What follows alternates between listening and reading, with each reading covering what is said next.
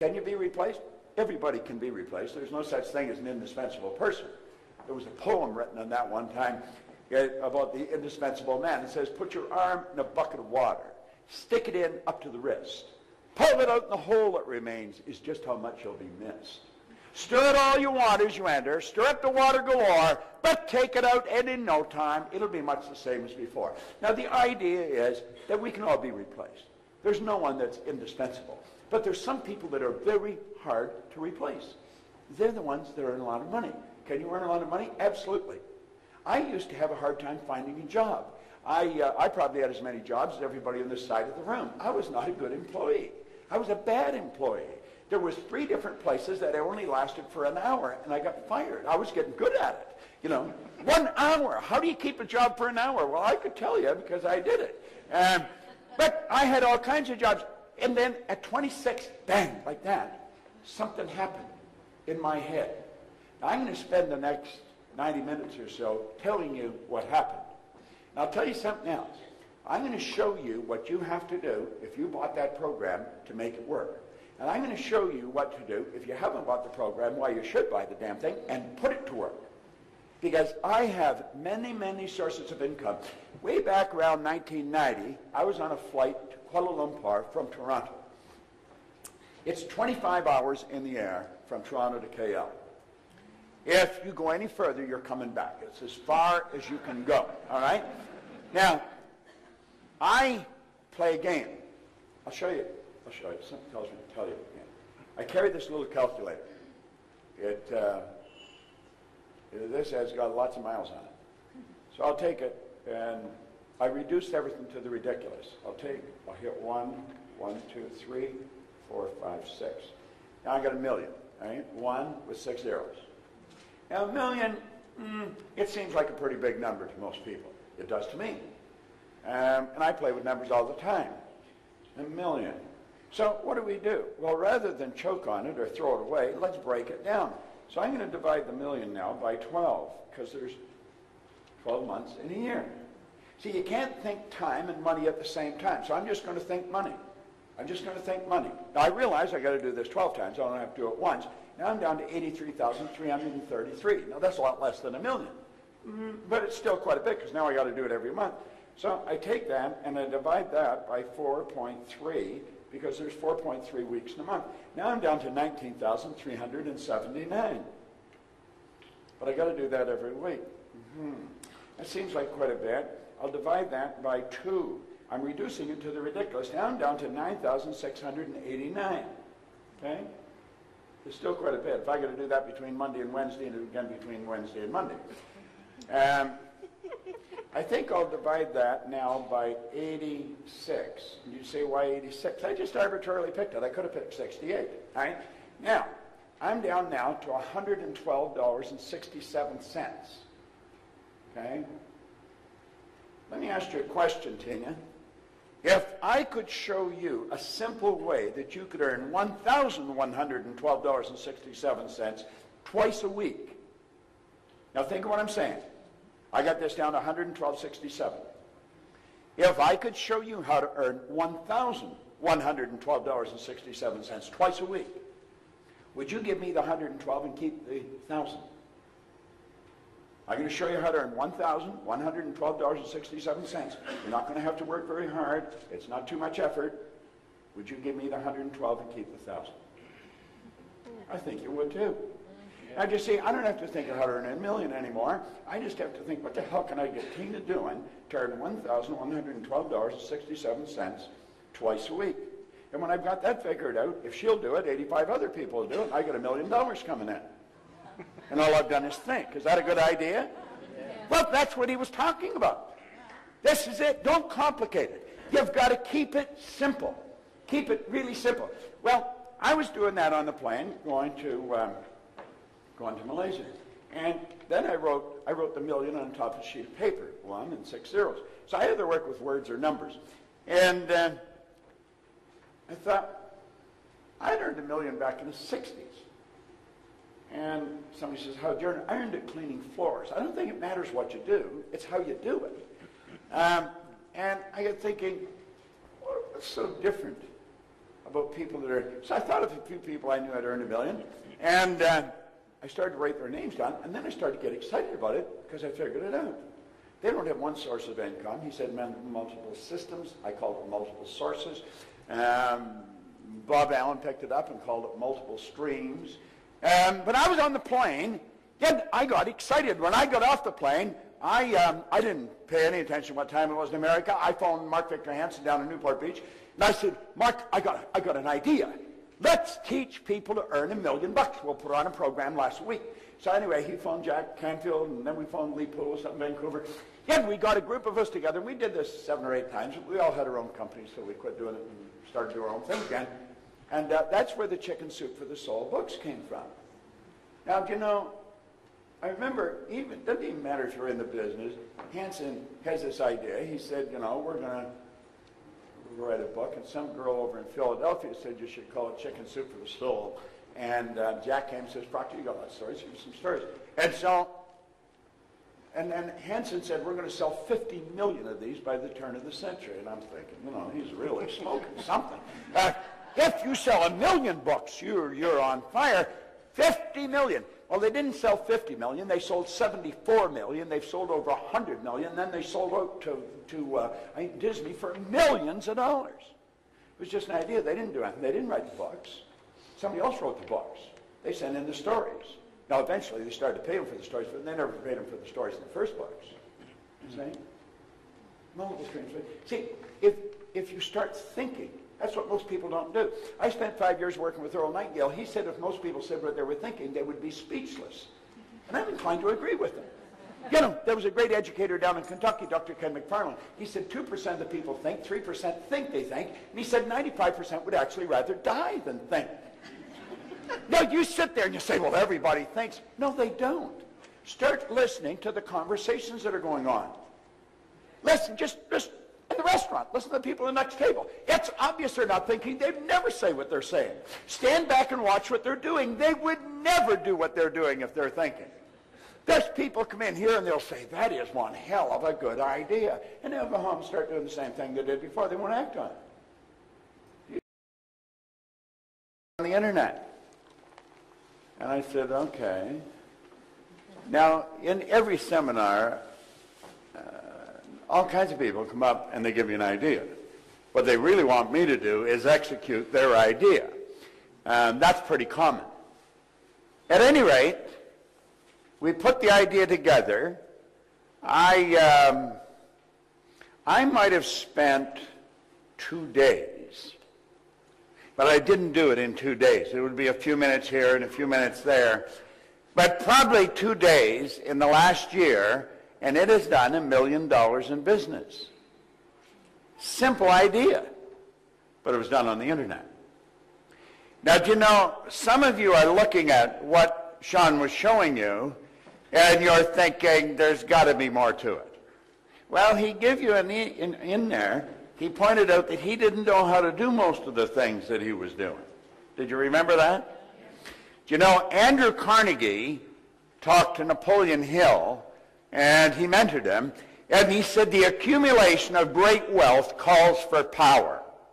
And power is acquired through highly organized and intelligently directed specialized knowledge. Now, you've got to admit, what he was talking about was highly organized and intelligently directed specialized knowledge. How many would agree with that?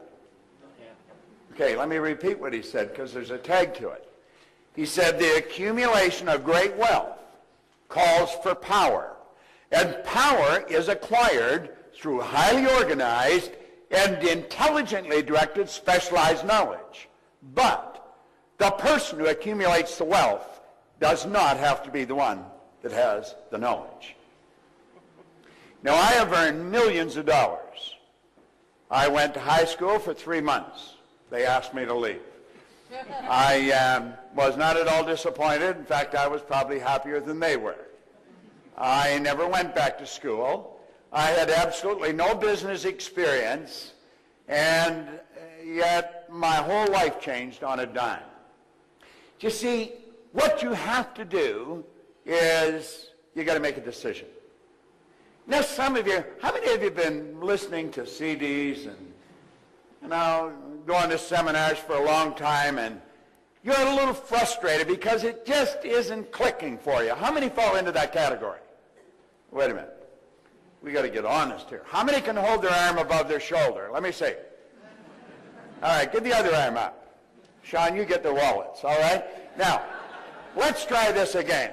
How many of you have been studying personal growth, entrepreneurial skills, and that for a while, but it just isn't clicking yet? You haven't made your fortune. Let's see a show.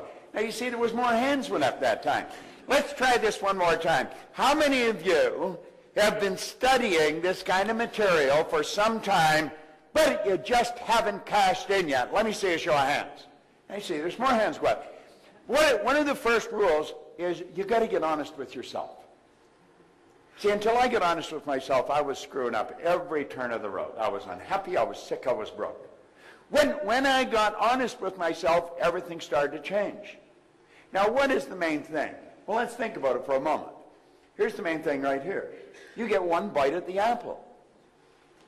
Now, I've studied reincarnation probably as much as anybody, but I haven't anybody prove to me that they're back for the 21st trip. So far as we know, this is it. We get one life, and it's about lifestyle. And most people are not living the way they really want to live. It's about contribution. The people that get the most are the ones that give the most. Sandy Gallagher and I were up at Cy Ranch. Are you familiar with Cy seminars, Sean? We were up at Cy Ranch. They have a series of seminars that are quite extraordinary, really. They have basic, which is 4 days. Then they have Psi 7, that's 7 days, that's done at a ranch. The basic's done around different countries and places. And then they have men's leadership, women's leadership. That's 10 days. It's done men separate from the women. And then they have, for the graduates, they have what's called Principia. And they do that each year. Now, I've been with them since they started to do Principia, so I go there every year for Principia. I was up there with Michael Beckwith and Ricky, who started the morning I left from the Secret. Let's see, Debbie Ford was there working the same day I was working there. She's one, the dark side of the light chasers. And she's got the new movie out, Shadow, brilliant gal. But they did something extraordinary. And they do things that are extraordinary at Psi. Psi seminars are, they're pretty old seminars. They've been around a long time. And they had 650 people on the ranch. It was about a 2,000-acre ranch up at Clear Lake Oaks, California. And on Tuesday night, they had school buses come and pick up 650 people. Now, there was doctors and lawyers and secretaries and truck drivers. I mean, just the greatest collection of people you ever saw, and they come from all over the world. They're from Korea, Australia, Europe, Israel. And the bus took them all to a dirt field in a very poor area. And this dirt field was where kids played soccer. I mean, it was dusty, dirty. It was a dirty place. And now a soccer field's a pretty big field. 2 hours and 16 minutes later, that field was sodded. The lady that owns Psi Seminars, Jane Wilhite, she strategized the whole deal, and it was phenomenal watching this happen. It's on film, and I'll give you an opportunity to watch the film. I'll tell you later how you can do this, and a letter about it, because the next day there was a big write-up in the newspaper. I mean, this was pretty incredible to sod a field in 2 hours and 16 minutes, and it was all volunteers. There's the doctor working next to the secretary and so on.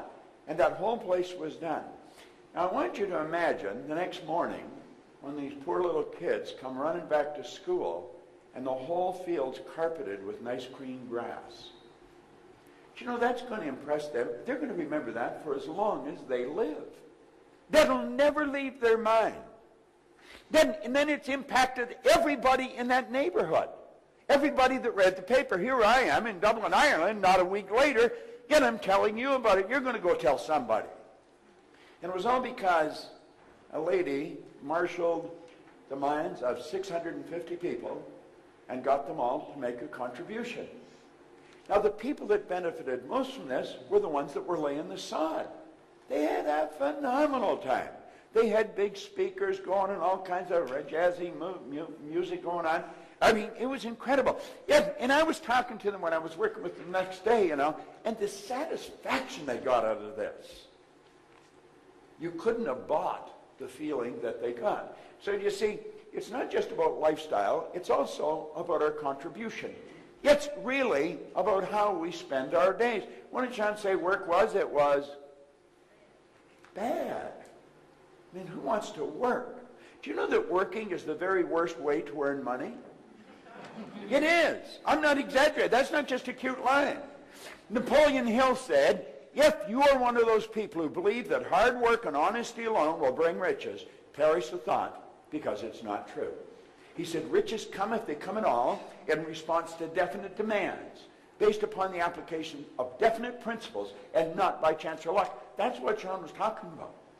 That's exactly. Now, he said it many different ways, and he come at you all kinds of different angles, lots of slides, but that's exactly what he was talking about. Now, there's a law of compensation, and that law is very clear. It's very clear, and most people never learn it. 1% of our population earns 96% of all the money that's being earned. It is absolutely absurd when you look at it. Yet, if a person wasn't familiar, they'd say, well, I don't believe that. Well, don't believe it. It's still true. Most of what we do believe is not true. We believe that you should go to work to earn money. That is the very worst way to earn money. You should go to work for satisfaction. You provide service to earn money. Now, think of this for a moment. The law of compensation says the amount of money you earn will always be in exact ratio to the need for what you do, your ability to do it, and the difficulty there is in replacing you. Now, let's do the same thing they did before. They won't act on it. You tell me they're thinking? See, the truth is most people, until I was 26, I don't think I originated one thought. Now you say, well, everybody thinks. No. Don't confuse mental activity with thinking. There's a big difference. You've got 5 senses. They're like antennae sticking out of your conscious mind. And your consciousness is picking up just an enormous amount of information. Just, whoo, it's flying into our consciousness. So the mind's always busy. Usually doing nothing. Take a look at the results most people get. If you're having a money problem today, you were probably having a money problem a year ago. If you're having relationships problems today, you probably were a year ago. Most people, their life doesn't change. You go right from the cradle to the casket, and they never really make it happen. You know, when their heart stops beating, it's a formality. They never really lived. Now, listen, I've studied this longer than most of you have been living. And I'm a pretty curious guy, and I'm pretty observant. And that's exactly what happens. Now, I'm going to show you something about this program later on. This is Begin Thinking into Results. Now, you get a flyer on it there, and I think it's 800 and some euros. I'm going to change that to 395 euros. I'm not going to change it again. If you come and say, could I get it for 295? The answer is no. It's 395.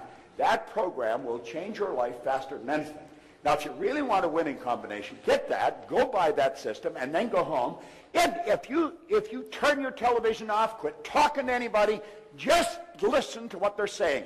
Get into all their tutorials. Study everything they've got. Set a goal that you're going to pick up €1 million in a year.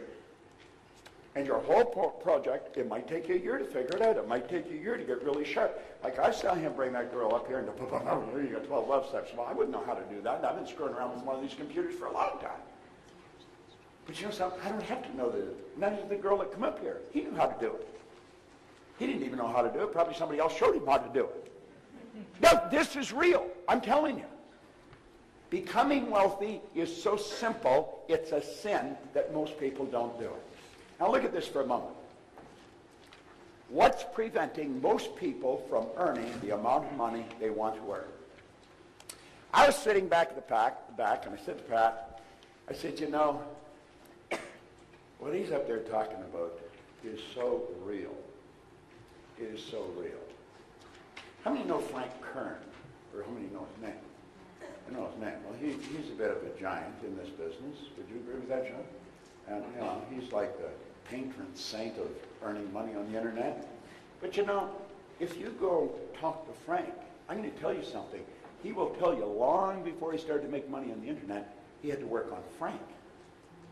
Just an ordinary guy from an ordinary background, but he started to understand himself. I was just an ordinary guy, no formal education, no business experience. Things changed. Now that happens to people, but it's rare that it happens. And when it does happen, most people just sit back and they really enjoy it. I was so shocked with what happened that I wasn't content with enjoying it. I want to know what happened to me. What happened? See, I wasn't supposed to be earning a lot of money, and I was earning a lot of money. I've been raised to believe that you got to be really smart if you're going to earn a lot of money. And I knew I wasn't very smart, but I was earning a lot of money. So I thought that can't be true. Then I was raised to believe if you don't go to school, you'll never do well in business. Well, I hadn't gone to school. I had a company that was operating in Toronto, Montreal, Boston, Cleveland, Atlanta, London, England. Presently, I have a company that's operating in 47 different countries. And I've never been to school. I thank God sometimes I didn't go. Now, I'm not against going to school. I sent all my kids to school. I said, as long as you go, I'll pay. I thought one was never going to quit. But, you see, most of what we've been taught is not accurate. Then we're raised to believe that we're different. We're not different at all. We only look different. Do you know that every person in this room has exactly the same potential? There's only one mind. There's not a few hundred minds in this room. One mind, a few hundred expressions of it. My brother lives in Southern California. I live in Toronto. My office is in Phoenix, and I hardly work in either one of those places. But I'll phone him maybe on a nice day in the summer, and he'll say, what are you doing? I said, I'm just sitting up by the pool reading. I said, what are you doing? He said, I'm doing the same thing. I said, what's it like there? He said, it's a beautiful sunny day. He said, what's it like there? I said, a beautiful sunny day. We're 3,000 miles apart. We're sitting in the same sun. Only one sun. You can enjoy it here in Dublin. I can enjoy it in Toronto. You probably don't enjoy it here as often as I do in Toronto. I mean, but what the hell? You choose to live here, you know. It's your own choice. So don't act like you're a victim. Get the hell out from under the cloud, you know. Look, think about this for a moment, though. You see, this is so basic. Why do people not earn the amount of money they want to live the way they choose? Well, I'm going to tell you. I'm going to explain why they don't. Then I'm going to explain how this happens. And then I'm going to tell you how to change it. And if you really pay attention, and if you're prepared to go to the edge and let go, step out, I guarantee you, your life will change. I can guarantee it as sure as it's going to get darker tonight. Now, I can't do it for you. Pogo says, we have seen the enemy. They are us. We got to do it ourselves. Okay? We got to do it ourselves. Okay? Now, look at money problems are not outside. They are inside. And they rob us of the lifestyle we deserve. Paradigms are the problem. Now you'll find all kinds of people say, well, that's not really the problem. Look, I teach mental health to psychiatrists. If you go on our website, Dr. John Mike, who is a leading psychiatrist in America, out of Florida, he said I taught him more about the mind in 1 year than he had learned in 4 years of medical school, 5 years of psychiatric training. We were down at the breakfast this morning, a couple of people, I told them from the opposite side of the table exactly what they were like. Was I accurate or not? I hit it right on the money, didn't I?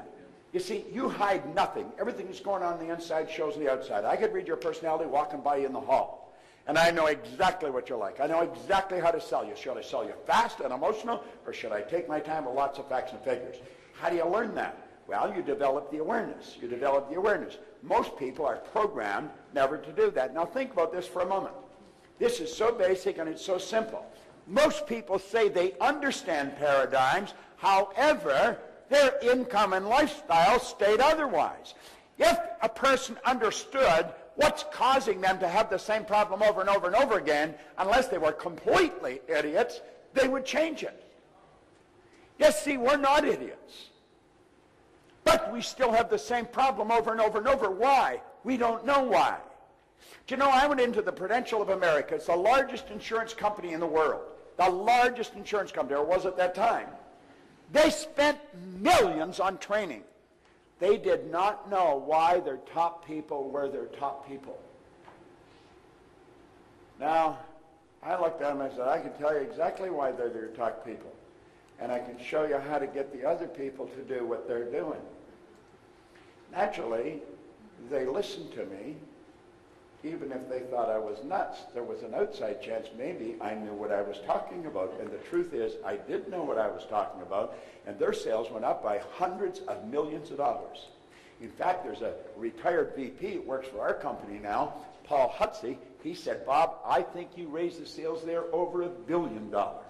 And all I did was teach the people why they're doing what they're doing and how to change it. And sales, whoo! I've gone into schools where there's kids that are struggling. Some of you have kids that are struggling with grades in school. How many got a kid that's struggling with grades in school? Let me see a show of hands. Everybody's got really intelligent kids here. Well, you know, I can show you why, and the reason they're telling you is not the right reason at all. They'll tell you it's IQ, it's this or that. It's paradigms. If a kid has a problem, let's say in mathematics, what do? We cram. Get in, cut off TV, no girls, no boys, you know, no nothing. Just study. And they go to school and they have a test and the marks improve. Heat's taken off, they give the TV back, the girlfriends, the boyfriends, and whoop, numbers go right back down again. You see, what they did was just force it up, but it come back down. Because there's an inner thermostat here controlling it. It's called a paradigm. So we see that change. I've gone into state prisons in Canada. I've gone into maximum security, Kingston Penitentiary. I've had them take and tear up the parole. First of all, I had them parole people to me that were never going to leave the place. One of them, the warden called a mad dog. His name's Joe Gardner. He's gone now, and he gave me permission to tell the story. But they let him out in special parole to me. I hired him. He was the best employee I ever had. He was required to talk to the city police every week in Toronto and the Mounties, just like the national police or federal police, every month. Not allowed to leave the city. I got them to tear up his parole, give him back his passport so he could move to England and open up the office with me. So I've gone into companies, I've gone into schools, I've gone into prisons. There isn't anywhere where this doesn't work. And I'm going to tell you something. It's got nothing to do with your intellect. Nothing. You may think you're not that sharp, it'll work. You may think you're really smart, it'll still work. Yeah? And probably if you think you're not that smart, it'll be easier. All right? Now, look, I want you to think about this. What are paradigms? Paradigms are nothing but a multitude of habits. That's really what they are. A multitude of habits. And they're other people's habits that are passed on from one generation to the next. Why do you think you're so much like your relatives? Why do you think you even look like them? Why do you think you like the same food they like? Did you decide? I was holding a little baby up the front here, 12 days old. That baby's being programmed right now. I was telling them, I said, you could teach this baby to read now. Did you know that? And they said, no, we don't know it. Well, if you don't know it, you probably won't do it. Could you do it? Yeah. You can teach that baby multiple languages. That baby's a linguistic genius at 12 days old. Most people don't know that, so they don't do it. You see, we live in absolute ignorance. We'll take babies at night and we bundle them all up tight. We want them to keep warm. Let me tell you something. Where there's no physical movement, there's no neurological development. We're slowing the kid down. We put them in a crib and we put the cover so tight we don't want them to move. We want them to get warm. What we should do is turn the temperature up in the house. We'd be uncomfortable. The baby'd be comfortable. Put them in a track on the floor around your mattress, and they'll start crawling right from birth. A baby that doesn't crawl has difficulty reading. There's so many things that we don't know. And we're raising kids the same way we were raised. Why? Because we're programmed to do that. You see? And so we got all kinds of really crazy ideas going on in our mind. We've got to change them. Our programming is much like our relatives. The odds of us being really different than our parents are pretty slim. Can we be as different as day and night? But we've got to make the choice, and then we've got to do the work. Now look, paradigms shape your logic. Paradigms definitely shape your logic. I'll give you something else. Do you know that all the geniuses are dead? That's right, they're all dead. When they're alive, they're crazy. I want you to imagine that it's around 1902, and we live in Dayton, Ohio. You live on one side of the Wrights. I live on the other side of the Wrights. Now, the Wrights have two boys that fix bicycles. And what are they going to do? They're going to fly. Yet, so we'd be having dinner, and we'd be saying, I'm telling you, those kids are going to kill themselves. Then when they got the plane off the ground, people said, well, they were only up there for 12 seconds. Wilbur said to Orville, we not only got up there, we kept the damn thing up there for 12 seconds. How about the world? For years we believed it was flat. I mean, it's the only logical explanation there is. I mean, how would people live on the side of it? Forget the bottom. Think about it for a moment. That's logic. It's illogical for you to believe that like that, by following some simple instructions, you could earn more money every day than your parents might have earned every month.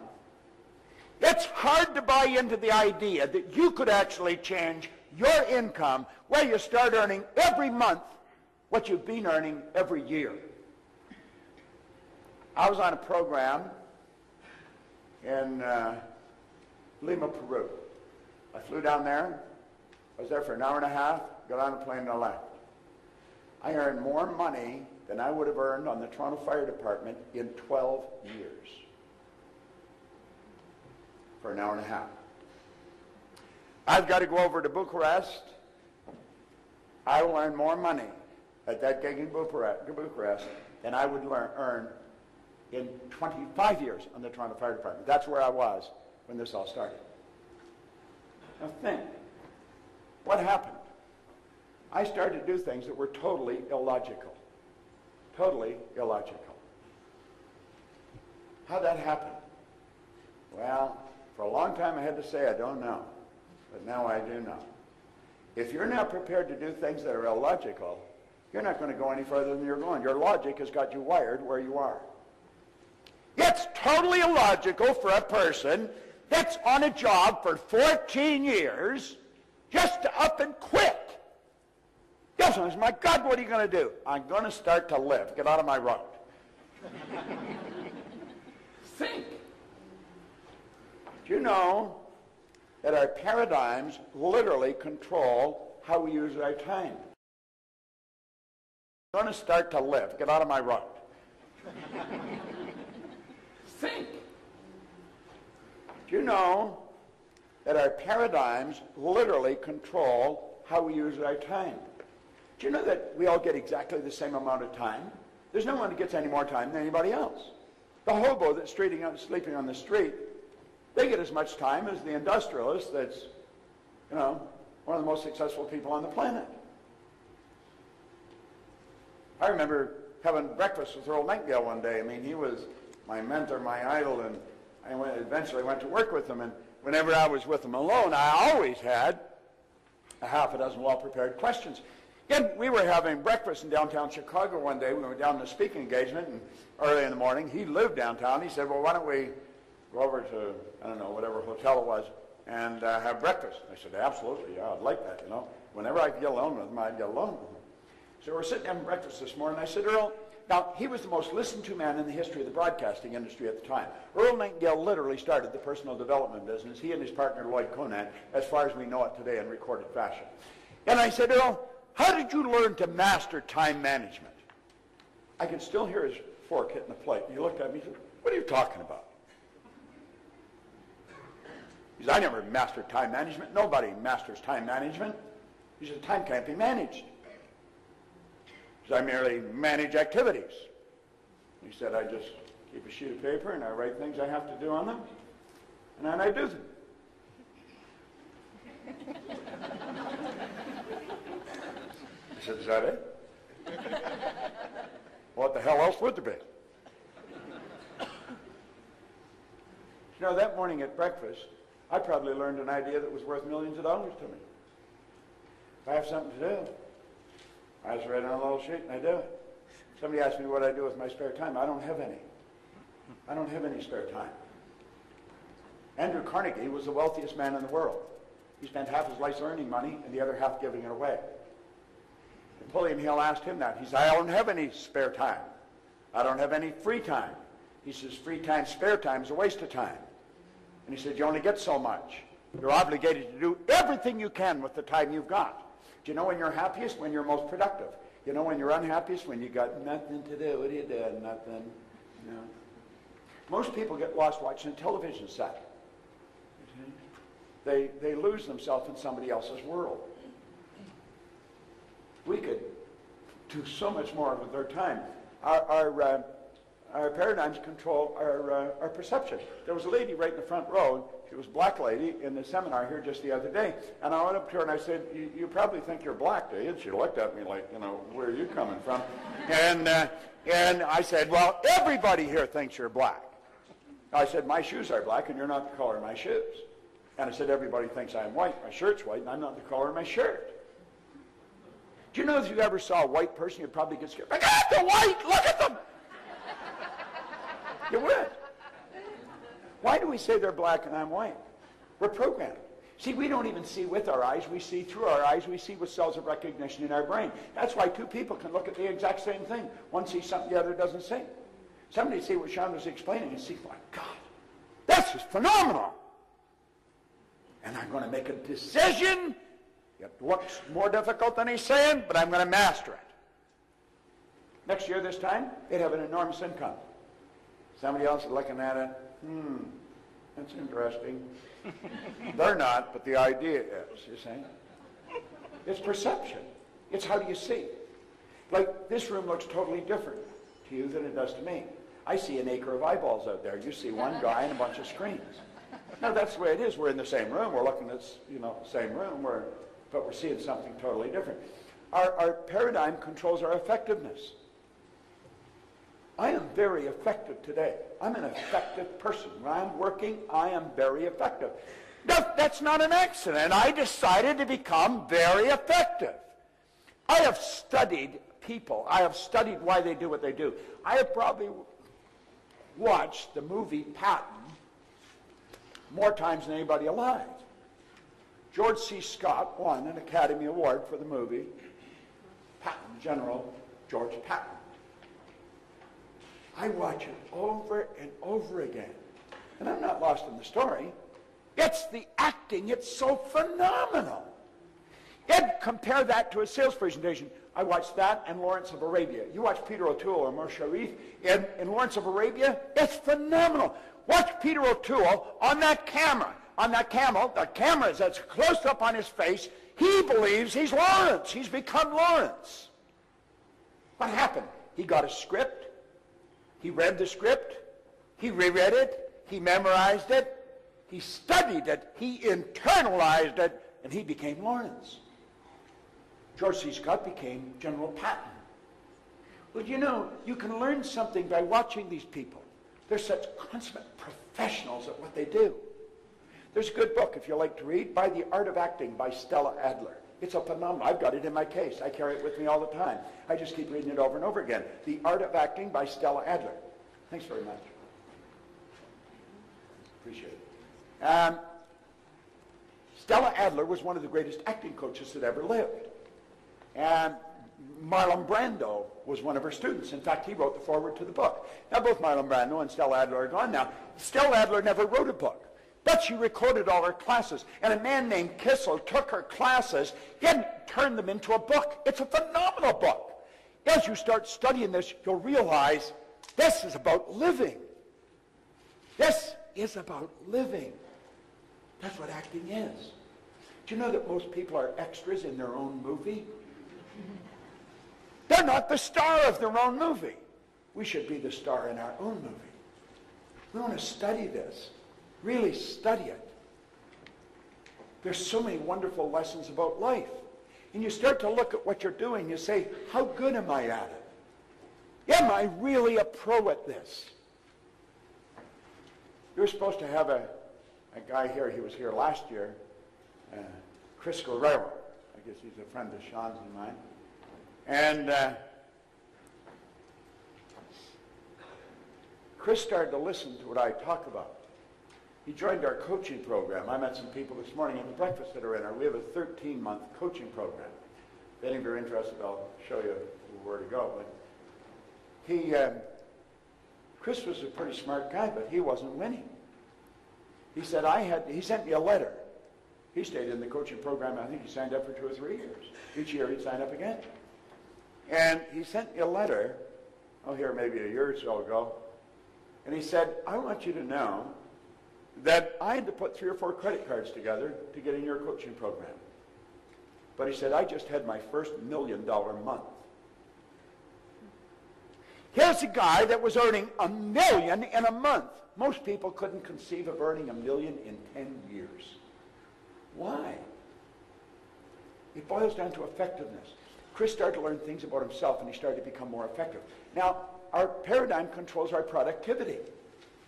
If your productivity translates into income, does that mean that you can only earn so much that you're trading time for dollars? No. You saw what he was showing you. Set up affiliate sites. Sell stuff for other people without ever even talking to them, and they mail you checks. You know, the postman should never pass your door without leaving you a check. See, we can do this. Now, when I first started to study this, if somebody had suggested this to me, I thought, this guy's smoking something. You know, he's got shiny shoes and a fast time, but it doesn't work. But see, the truth is, it does work. I found that some of the most brilliant people in the world are broke.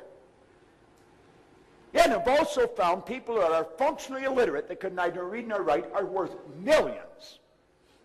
Now, of course, there's some brilliant people that are worth millions and some people that are functionally illiterate that don't know enough to come in out of the rain. But the bottom line is, most of the things that we believe about our ability to earn money are so far from the truth that it's ridiculous. No one teaches people how to earn money. Do you know that you can go to Oxford, Harvard, Stanford? They don't teach you how to earn money. Best education in the world. Never teach you how to earn money. I'll tell you something else.